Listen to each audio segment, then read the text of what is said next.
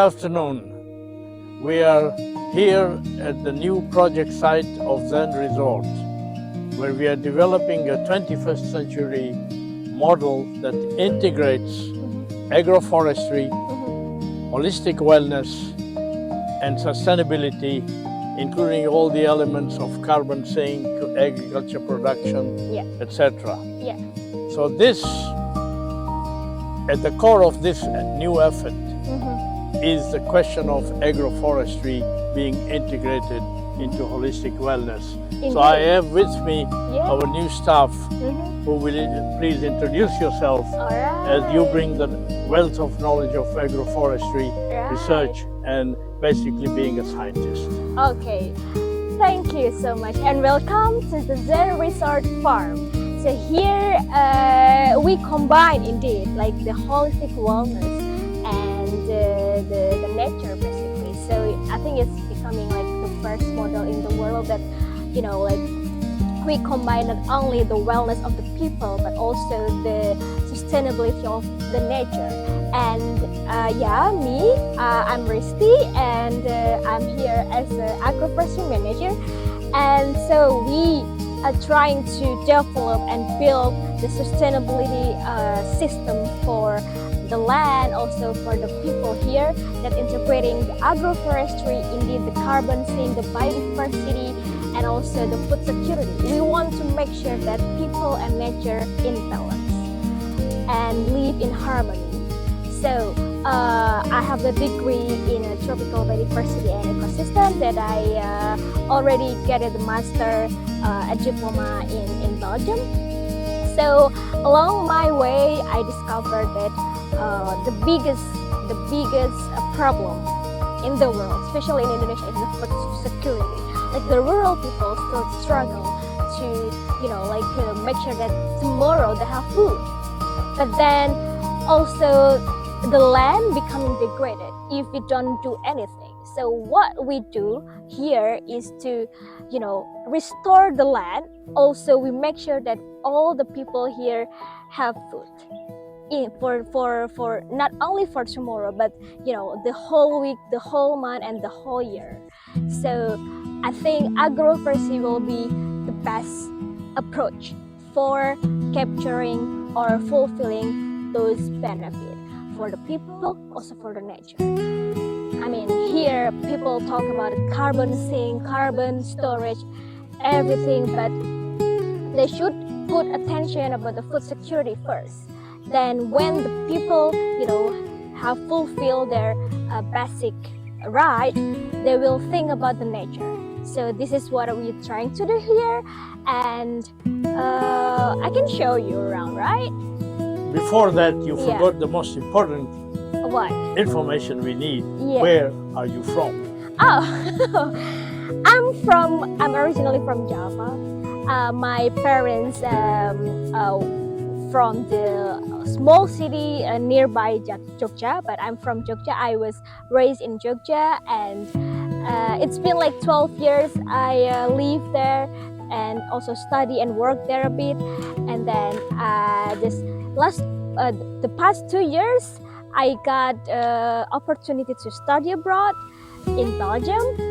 It's not only Belgium, but my program allow me to travel during my studies. So it's becoming like a mobility program that I went to Belgium, Kenya, and also Italy for study all these, you know, environmental studies and also the biodiversity and tropical trees. So, and now I'm here. So let me give a perspective on why are we doing such a project. Yeah. The two biggest challenges in the world today is human health and sustainability. Indeed. The COVID-19 was a time where we should have awakened that both of these are critical factors. So what is the status of human health? 50% of the world's population is in the urban areas. In the urban areas, we have beautiful large hotels, big chains, skyscraper, high-rise buildings. Yeah. We have to, during the pandemic, many of these hotels, most of these hotels, changed their beauty spa into wellness centers. The question is, can the urban area deliver wellness? The answer is simply no, because you cannot give personal attention and holistic wellness, including modern wellness, in a place where there are 200 residents all eating and drinking and entertainment and so on. Yeah. Plus the fact that the prices in urban areas are high because of land costs. So for most people, professionals, it's unaffordable in the high-rise, beautiful hotels. At the same time, we have rural areas. And rural areas are relatively much more poor than urban areas. Yeah. Now, from the rural areas, the children who grow into youth, they all do not wish to work in the farm and they want to go to the city. Yeah. When they go to the city, it breaks the hearts of the family, of their parents, for example. So, what can we do about rural development? Well, let's look at the history of sustainable development. All countries wanted to invest in rural areas where the motto was green the environment. Subsidies were given, very large subsidies, to farmers not to grow, to let the land recover.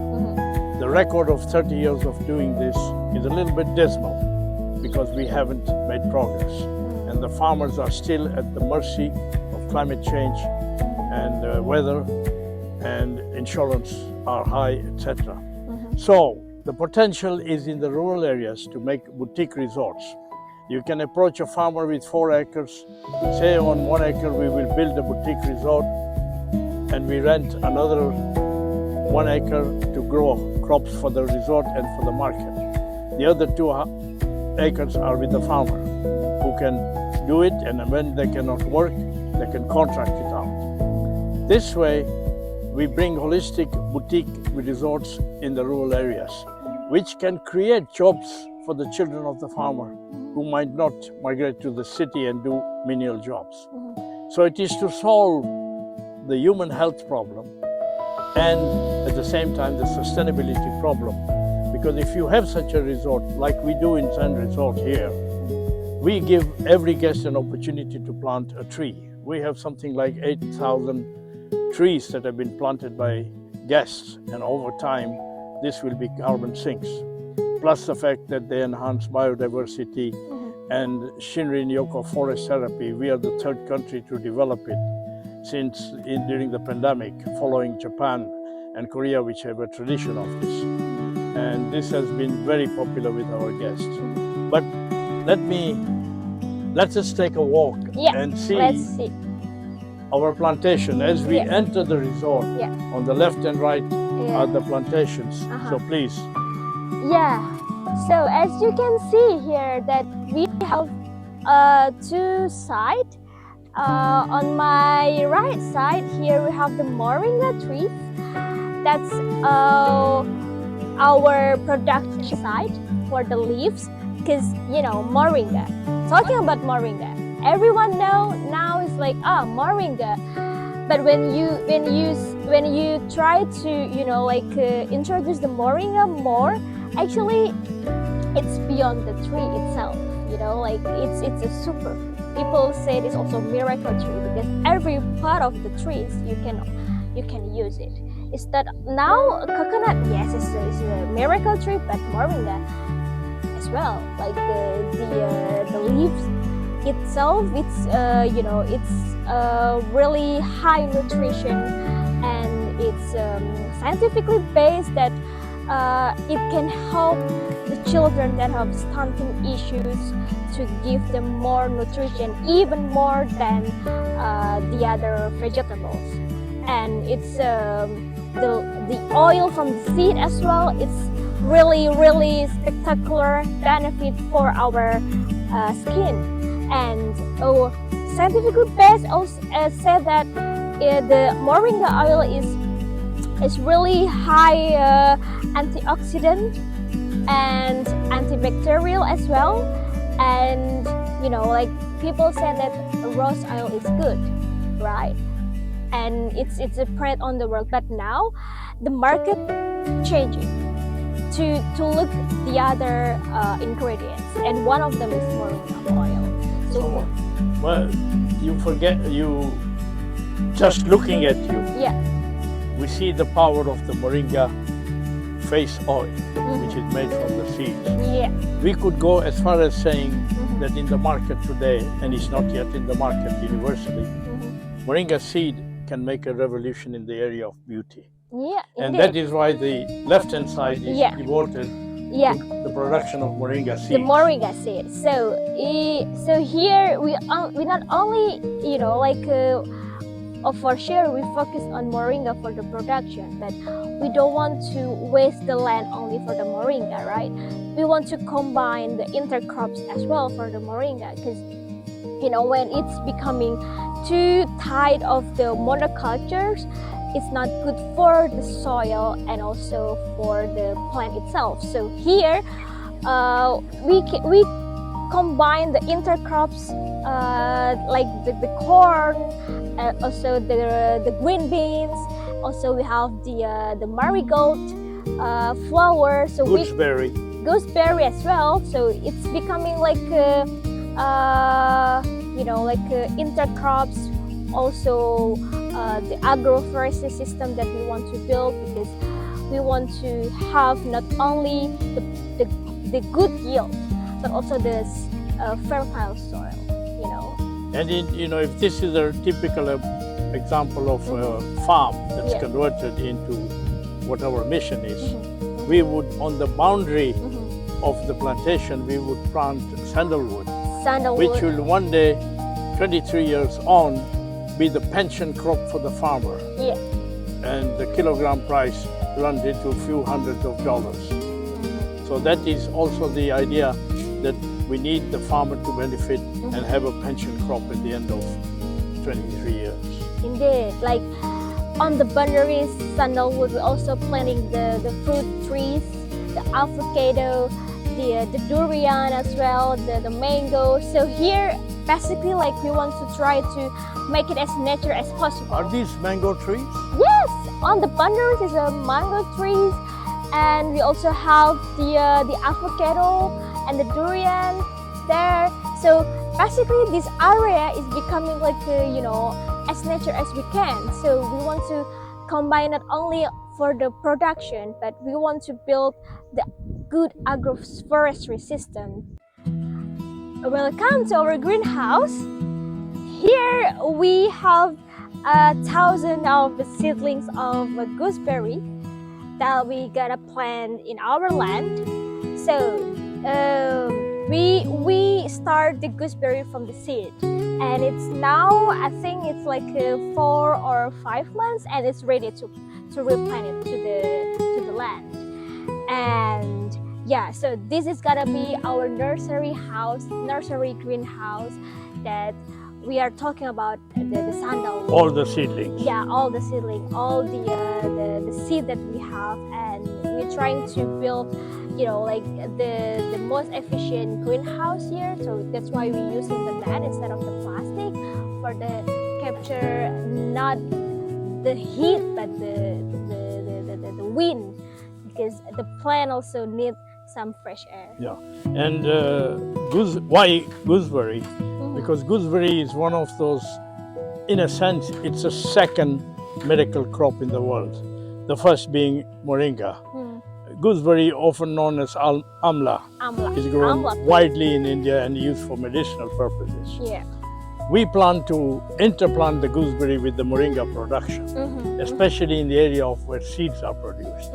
We are experimenting with the intensity of the moringa trees you saw, that we would like to develop or research into how can we have automized harvesting system. So that's why they are at 1 meter distance, and there's no possibility to intercrop there. But on the left-hand side of our property, there'll be a lot of intercropping, and gooseberry is one of those first crops. Yeah, indeed.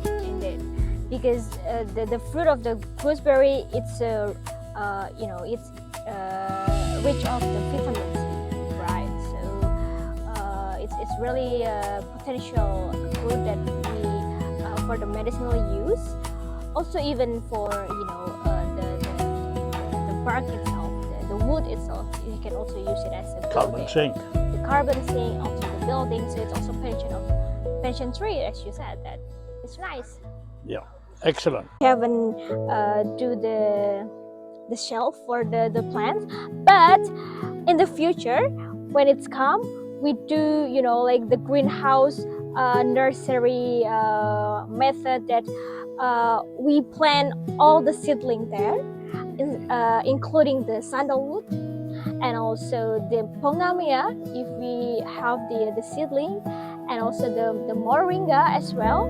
So it's basically like also not only for the farm, but it's a space for learning, And this nursery will also support the local farmers Yeah. to grow some of these crops. Yeah. So instead of doing it in our farm, but the staff here, they can also put or bring 1 or 2 or 3 seedling to their house, and then they can plant it on their house. This is part of our extension work. Yes. So exactly. So that's why we involve them in the work. When we involve the people, they will have the sense of belonging. Yeah. Please, this is a dragon fruit and papaya, Yes. etc. plantation. Yes, indeed. So here we also have the dragon fruit, and it's already fruiting actually. So this area is really good for the dragon fruit because it's dry, and it's and the dragon fruit needs 10 to 12 sunlight. That's why we keep pruning the host tree so the dragon fruit can grow in a good way. So within the dragon fruit, we also have papaya. And I think it's important to note that the whole 1.5 hectares is automatically irrigated. You can see all the irrigation lines that we have. This is with underground water that we have the means to irrigate the whole land. Yeah, indeed. This is our facility to production of Yes. compost, Yeah. high-end compost, Yeah. using EM microbes and so on. Please. Yeah, so here we only use the biopesticide, we only use the manure, and we only use the organic stuff for our farm. So here we use the molds that we apply to the soil to hold the humid, to hold the moisture of the soil. And we only use everything here is organic. The pesticide, the compost. So we make it by ourselves here. And if we go to this way, we can see our marigold area, which is the most famous flower in Balinese people, because they always use it every day. Literally, like every day, they use it for their prayer. So that's why we have it here, and it's cross harvesting. We do the cross harvesting. So the first one, so we fragmented 2 areas. The first one is the first cycle, when it's turned to the bush, and then we start to another cycle on the back. So we have 2 cycles here that keeps the soil fertile, not too much production. And here is the front flank, and we can have the view, the ocean, and also the mountain from here up to here. But then we want to make it the home garden, a bio garden within the resort, within the boutique resort that we want to build. Here we have the temple of our land, of our farm.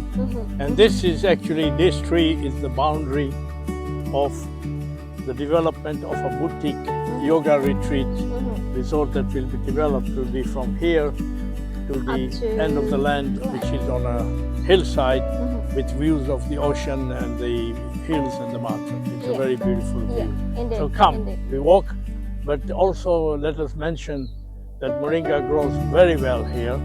This is almost a 9-month or 1-year tree. You can see that they are growing rapidly. Come, indeed. Come, we go to where the beautiful resort will be built. Yes. Within what time? 1 year. 1 year? That's the target. Wow. That's our target. We have to clear the land. Some of these plantations or some of the trees will be integrated. Will be All trees that are in the property, no tree will be cut. Which is our philosophy here. Indeed. So that's why we want to integrate the Agro-Forestry, the home garden within the resort. So we don't need to cut the trees. So instead of that, we combine it, we integrate it to the resort. So as we approach the beautiful view that the yoga retreat Zen Wellness Resort will have, it's an amazing sight with, please see in the distance the ocean, which is almost 180 degrees, and then to the right we have the hills. Look at that view. And all these trees will be trimmed to the extent we need them and nothing more. Indeed. Let us take a view from close to the land here. And the view is the most important thing in any resort. And especially when you have greenery in the distance and you have the ocean, the water. That are two parameters that are by itself healing. Indeed, like exactly, like the greenery should remain, but we're gonna make sure that no trees will be cut. And we just want to make it like, clean and clear, the bushes, and then we can see the ocean over there and the mountain over there. So within the home garden, so it's really nice. And we are, all this growth, we do not wish to remove any growth until we are ready to develop the land. So that is why, but in between the trees you can have a look and see the beautiful view where the ocean stretches from that building there right across. And then it merges into the hills of Zahroh. Please have a look.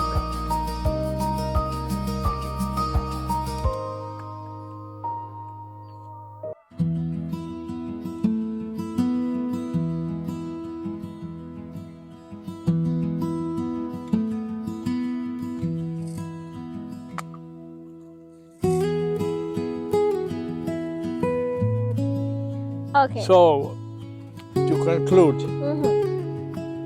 welcome to our dream project for the 21st century. Welcome. And this could be the model for the world to develop rural development, stop the pain of the farmer with children going away, giving him a pension crop that he will continue to have. And when you rent the 2 acres we were talking about, you pay him a 30 years lease in advance till he has the capital, and you give them a profit of whatever percentage of the net revenue of the resort. So this really agroforestry in combination with wellness, genuine wellness, plus incorporating the real sustainability issues and the responsibility of living in harmony with nature. These are components that will develop. So please, final words to the agroforestry experts. I believe that nature is the biggest part of our Greatest life. healer. The greatest healer, the greatest provider for every creature in the world. So I believe that trees is one part of that. So and it's beyond the trees actually. So if we want to help people, we just look up our nature, because they already provide everything for us. So our work is just to make sure that it will sustain not only for our generation, but for our future 20, 50 years ahead. And it's not only for us, but also people live here, the indigenous people, that they live side by side with the nature. And it's really like a model that we try to build. Is we want to make it like we want to spread it on the world. So it's not only like it's exclusive for only people in this area, or like like in the rural area. But I think it's gonna be work if we copy and we redo it in over the world, and we can see that the better future is in our hand. Just to conclude, nature is the greatest healer. Yeah. Our air, water, food, our animals, the wealth of diversity of animals around the world, the domestic animals that heal us, the stress release you get by walking in forest, hugging trees, etc. So these nature, actually what we should all learn, and our children and youth and the adults, is no matter what your problem today, sit in nature and you will find the answer to that problem. I believe so. Thank you for being with us, Thank you. Wish us luck.